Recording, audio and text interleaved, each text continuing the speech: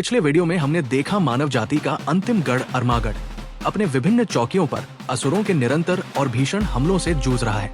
इस संकट के उत्तर में अरमागढ़ का मुख्य परिषदाध्यक्ष नई क्षत्रिय योद्धा टुकड़ियों को अलग अलग चौकियों पर भेजता है, जिनमें उसके 4 पुत्र राम, लक्ष्मण, भरत और शत्रुघ्न भी शामिल हैं। सबसे बड़े भाई राम को उनके छोटे भाई लक्ष्मण के साथ शांत और अपेक्षाकृत घटनाहीन चौकी जनस्थान पर नियुक्त किया जाता है। जनस्थान के ग्रामीण और नीरस वातावरण से असंतुष्ट तथा युद्ध की इच्छा से प्रेरित उग्र स्वभाव के लक्ष्मण अपनी नाराजगी खुलकर व्यक्त करते हैं।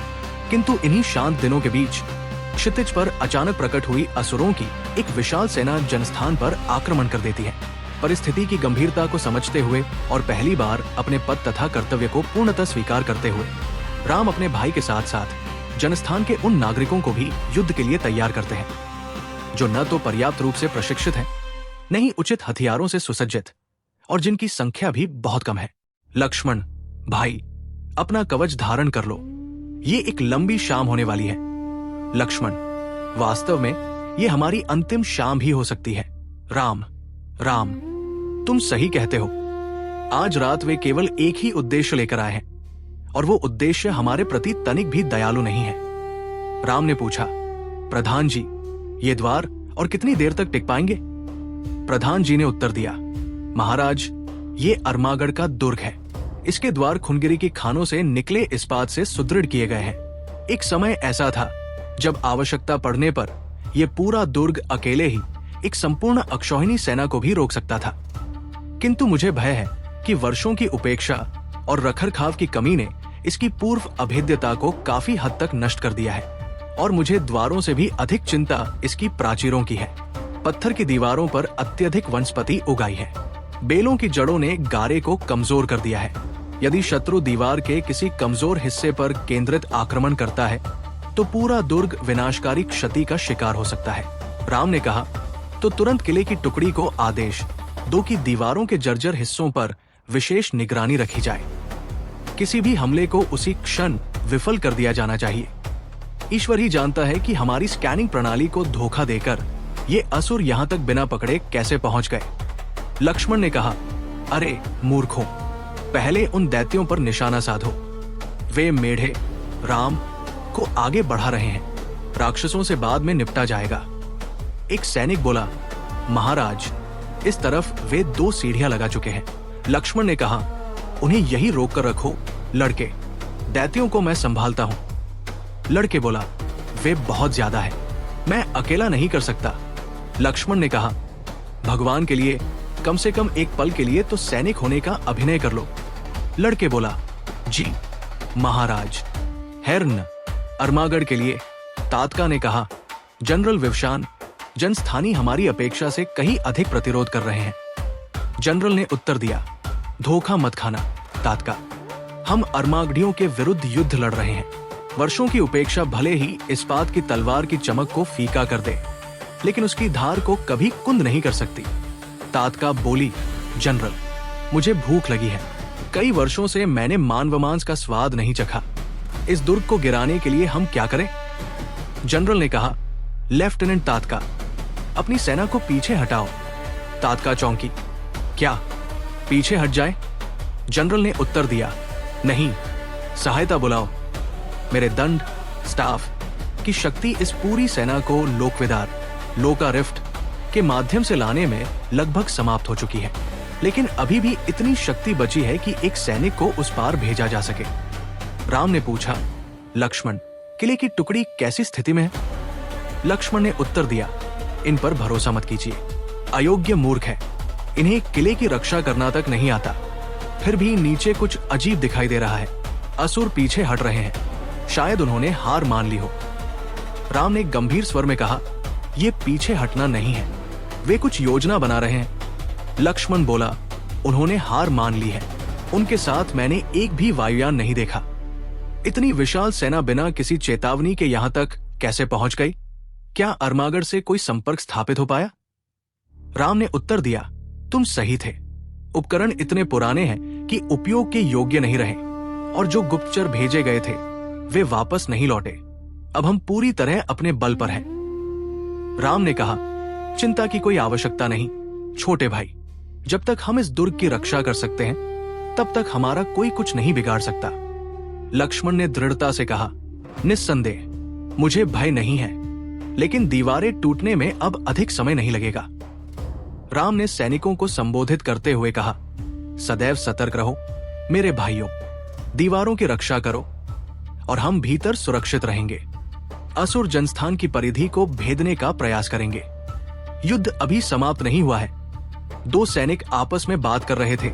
1 घंटा हो गया, उनकी तरफ से कोई हलचल नहीं हुई। शायद फिलहाल सब शांत हो गया है। इसकी संभावना बहुत कम है। क्या तुमने पहले कभी असुरों से युद्ध किया है केशव? नहीं, मेरा जन्म और पालन पोषण जनस्थान में हुआ है। हमें कभी इन दुष्टों का सामना नहीं करना पड़ा। मैं कुछ वर्ष पहले पिछले राज्यपाल के साथ जनस्थान आया था।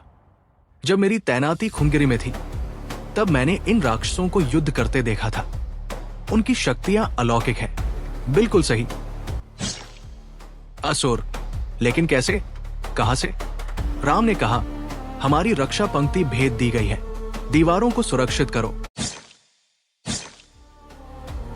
एक असुर चिल्लाया, ईश्वर महान है, रावण उससे भी महान है। राम, मेरा हाथ पकड़ लो। लक्ष्मण ने कहा, इन्होंने कितना भयंकर नुकसान पहुंचाया है। राम बोले, दीवार टिक गई, कुछ समय तक हम सुरक्षित रहेंगे।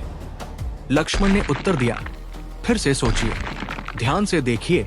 राम, आत्मघाती हमलावर। राम ने क्रोध से कहा, धिक्कार है इन मूर्खों पर। ये स्वयं को शहीद कहते हैं, लेकिन वास्तव में ये केवल एक पागल व्यक्ति के बहकावे में आए असहाय मोहरे हैं। सभी सैनिक हथियार उठा लें। दीवार में बने इस छेद को तुरंत अवरुद्ध करो। असुरों को हर कीमत पर रोका जाना चाहिए, अन्यथा हम सब मारे जाएंगे। मुखिया ने कहा, उन्हें आने दो। पत्थर और गारा भले ही गिर गए हों, लेकिन अब उनके सामने तेज इस्पात और अटूट संकल्प की दीवार खड़ी होगी। हम अंतिम सांस तक लड़ेंगे। एक असुर गर्जा, हाँ।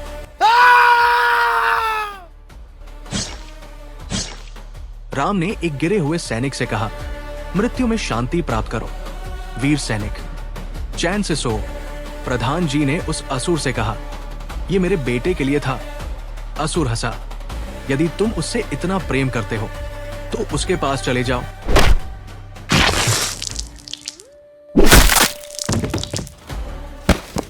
तो क्या मेरा अंत इसी प्रकार होगा? मृत्यु मेरा इंतजार कर रही है। असुर बोला, हे कमजोर लड़के, तुम्हें टुकड़े टुकड़े कर दूंगा। अच्छा मास। राम गरजे, पीछे हट जाओ। लक्ष्मण ने कहा, हाँ, दुष्ट राक्षस। राम, हिम्मत रखो, मैं तुम्हें वैद्य के पास ले चलता हूं। लक्ष्मण बोले, उसका क्या लाभ? वो केवल मेरी पीड़ा को लंबा करेगा। मुझे जनस्थान की रक्तरंजित धरती पर मरने दो और वीरगति प्राप्त करने दो। राम ने कठोर स्वर में कहा, क्या तुम पागल हो गए हो? लक्ष्मण, तुम्हारे सामने अभी जीवन के लंबे वर्ष पड़े हैं।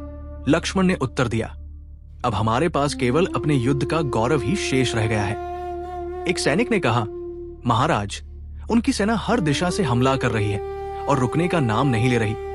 दूसरा बोला, ऐसा रक्तपात हमने पहले कभी नहीं देखा। मैदान मृत्यु की खामोशी से गूंज रहा है। राम ने पूछा, अब स्थिति क्या है? जनरल ने उत्तर दिया, अच्छी नहीं है।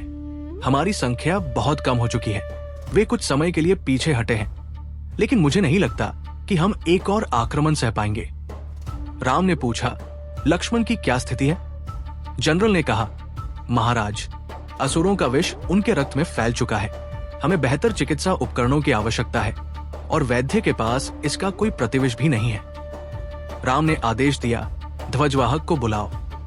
असुरों के शिविर में एक असुर ने कहा, जनरल शान, उन्होंने शांति ध्वज उठा दिया है। राज्यपाल आपसे भेंट का अनुरोध कर रहा है। जनरल मुस्कुराया, तो वो वार्ता करना चाहता है। अच्छा, बहुत अच्छा। एक राक्षस फुफकारा, हंस, वो नीले वर्ण वाला मनुष्य। हेर, उसे आने दो। मैं उसके हृदय का रक्त स्वयं पीना चाहता हूं। एक असुर ने राम से कहा, ऐसा तुम नहीं करोगे लेफ्टिनेंट मारीच, यदि तुम अपने गंदे शरीर के बाकी अंगों को सलामत रखना चाहते हो। असुर बोला, मैं तुम्हें दूर से देख रहा था। राम ने पूछा, और तुमने क्या देखा? असुर ने उत्तर दिया, एक ऐसा सैनिक जिसके संसाधन सीमित है, लेकिन जिसकी इच्छा शक्ति असीमित है। एक ऐसा सेनापति जिसके पास सेना नहीं है, फिर भी वो एक पूरे समुदाय का नेतृत्व कर रहा है। राम ने कहा, यदि तुम स्त्रियों और बच्चों को सुरक्षित मार्ग दे दो, तो हम ये दुर्ग तुम्हें सौंप देंगे। सभी योद्धा अपने हथियार डाल देंगे। तुम हमें बंदी बना सकते हो और जो चाहो कर सकते हो, लेकिन हमारे परिवारों को कोई हानि नहीं पहुंचनी चाहिए। असुर ने पूछा, और यदि मैं मना कर दूं? यदि मैं तुम सबको मारना चाहूं तो? राम ने दृढ़ स्वर में कहा, तो हम अंतिम पुरुष, स्त्री और बच्चे तक लड़ेंगे। संभव है कि अंततः हम हार जाए, लेकिन तुम्हारी सेना इतना रक्त बहाएगी जितना उसने पहले कभी नहीं देखा होगा। मैं तुम्हें इसकी शपथ देता हूं। असुर बोला, युवा राज्यपाल, तुम एक असाधारण व्यक्ति हो। तुम्हारे साहस और जीवटता ने मुझे प्रभावित किया है। ठीक है, तुम जा सकते हो। हम कोई बंदी नहीं बनाएंगे और नहीं और रक्त बहाएंगे। ये भूमि छोड़ दो और फिर कभी वापस मत आना। जनस्थान अब हमारा है। तात्का क्रोधित होकर बोली, क्या? और इन मानव कीड़ों को ऐसे ही जाने दिया जाए? मैं इसका विरोध करती हूं। ये उच्च कमान के आदेशों के सीधे विरुद्ध है। हर एक मनुष्य का वध किया जाना चाहिए और उसे खा लिया जाना चाहिए। ये स्वयं प्रभु रावण की संप्रभु इच्छा का अपमान है। आप बहुत बड़ी भूल कर रहे हैं। जनरल विवशान गर्जा, चुप रहो। तात्का, तुम चाहोगी कि मैं प्रभु रावण के क्रोध का सामना करूं, न कि तुम मेरे क्रोध का। मैं तुम्हें विश्वास दिलाता हूं कि ऐसा नहीं होगा। निर्णय लिया जा चुका है। राम ने अपनी तलवार आगे बढ़ाते हुए कहा, अपनी कृतज्ञता और सम्मान के प्रतीक के रूप में मैं आपको अपनी तलवार भेंट करता हूं। जनरल, आप वास्तव में एक विलक्षण असुर हैं। मैं राम हूं। क्या मैं ऐसे अप्रत्याशित नरकीय योद्धा का नाम जान सकता हूं? असुर ने उत्तर दिया, मैं विवशान हूं, और यदि भाग्य ने चाहा तो हम फिर मिलेंगे किसी दिन। विवशान ने आदेश दिया, 1 घंटे बाद इस दुर्ग को जला देना। 1 माह बाद युद्ध समाप्त हो चुका था। घायल लक्ष्मण शैया पर पड़े थे। राम ने कहा, सब ठीक है लक्ष्मण, अब तुम सुरक्षित हो। हम अर्मागढ़ लौट आए हैं। लक्ष्मण ने पूछा, अर्मागढ़? तो क्या हम जीत गए? जनस्थान? राम ने उत्तर दिया, मेरे भाई, जनस्थान का दुर्ग अब अस्तित्व में नहीं है, लेकिन हम जीवित बच निकले। सभी बसने वाले सुरक्षित अर्मागढ़ लौट आए हैं। लक्ष्मण चौंक पड़े, लौट आए? तुम्हारा मतलब? राम बोले, हमने 400 अर्मागढ़ियों के जीवन के बदले दुर्ग समर्पित कर दिया। लक्ष्मण क्रोध से बोले, क्या तुमने असुरों से हमारी जान की भीख मांगी? राम ने शांत स्वर में कहा, मैंने भीख नहीं मांगी लक्ष्मण, मैंने वार्ता की। मानव जीवन पत्थर और गारे से कहीं अधिक मूल्यवान है। लक्ष्मण चिल्लाए, तुमने क्या कर दिया? कम से कम मुझे वीरती का गौरव तो प्राप्त करने देते। इस अपमान और बोझ से तो बचा लेते। राम बोले, भाई, मृत्यु में कोई गौरव नहीं होता। मैंने वही किया जो आवश्यक था। मैं तुम्हें खोना नहीं चाहता था। समझने का प्रयास करो। लक्ष्मण ने कहा, मुझे अकेला छोड़ दो। ये अधर्म है। तुमने क्षत्रिय धर्म का उल्लंघन किया है। एक क्षत्रिय को अपनी अंतिम सांस तक अपनी भूमि की रक्षा करनी चाहिए। तुम कायर हो। परिषद भवन एक परिषद सदस्य बोला, हमें ये नहीं भूलना चाहिए कि जनस्थान को छोड़कर राम ने वहां की जनता, हमारे अपने भाई बहनों को बचाया।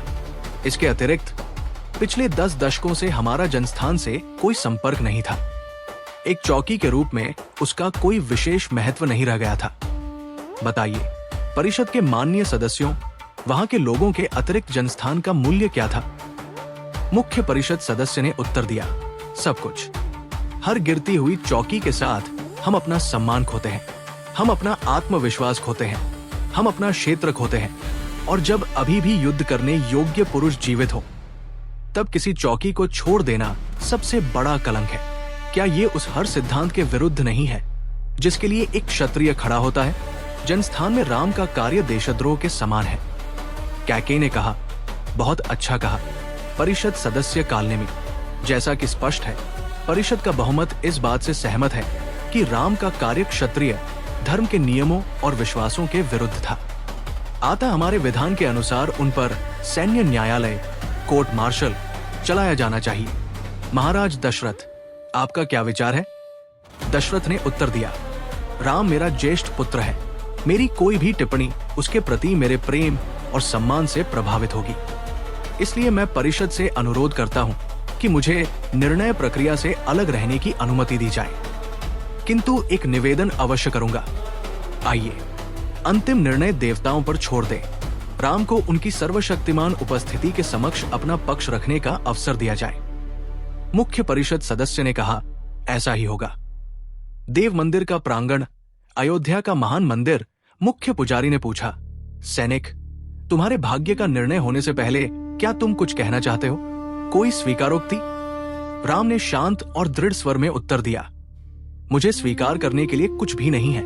जो मैंने किया उसमें कुछ भी गलत नहीं था। मैं केवल निष्पक्ष न्याय की प्रार्थना करता हूं। दशरथ ने विनती की, मुझे अपने पुत्र पर विश्वास है और मुझे आप पर भी विश्वास है। उसे क्षमा कर दीजिए, उसे क्षमा कर दीजिए।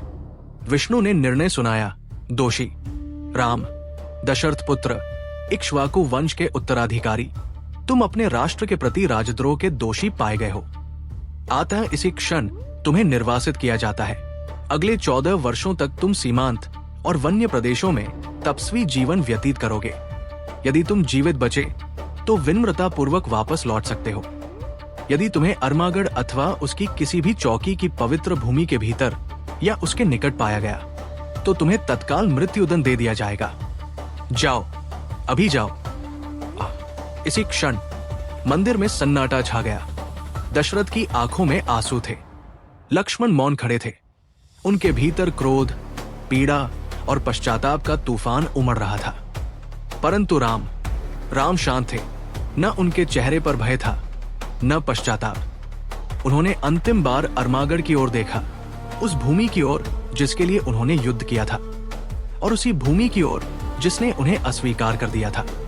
उन्होंने धीरे से अपना मस्तक झुकाया। राम ने कहा, मैं निर्णय स्वीकार करता हूं। यदि मेरे निर्वासन से अर्मागढ़ में शांति बनी रहती है तो मैं प्रसन्नतापूर्वक ये दंड स्वीकार करूंगा। धर्म कभी कभी विजय में नहीं बल्कि त्याग में निहित होता है। वो मुड़े और मंदिर के विशाल द्वारों की ओर बढ़ चले। उनके प्रत्येक कदम के साथ अयोध्या का एक अध्याय समाप्त हो रहा था और एक नई कथा जन्म ले रही थी। एक ऐसी कथा जो भविष्य में देवताओं, असुरों और संपूर्ण मानव जाति के भाग्य को बदल देगी। अलविदा राम, अगले भाग में जारी रहेगा।